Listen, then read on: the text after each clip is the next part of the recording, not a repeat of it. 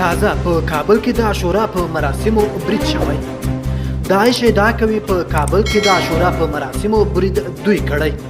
د داعش خراسان څنګه ادعا کړي د کابل ښار په شپږمه امنیتي حوزه کې د عاشورا په مراسمو برید دوی کړی او ویلي دي چې په برید کې 20 کسان وژل شوي او ټپي شوي دي. خو د پیښې عیني شاهدانو ویلي وو چې د مرګ ژوبلې کچه تر هغه زیاته ده چې د کابل پولیسو ریپورټ کړې ده. په کابل کې دا چاودنه په داسې حال کې رامنځته شوې چې نن د محرم د میاشتې 9 نیټه ده او د دوشنبې په ورځ د محرم په 10مه د عاشورا ورځ نمانځل کیږي.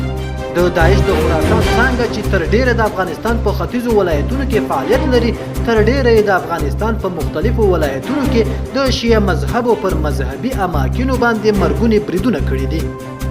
د افغان رسنیو د ریپورټونو له مخې طالبانو خبرداری ورکړی چې د امنیتي ګواښونو په پام کې نیولو سره د عاشورا ورځ دننه په جوماتونو او تکیهخانو کې ونمانځل شي او د لاریونونو څخه دې ډډه وشي.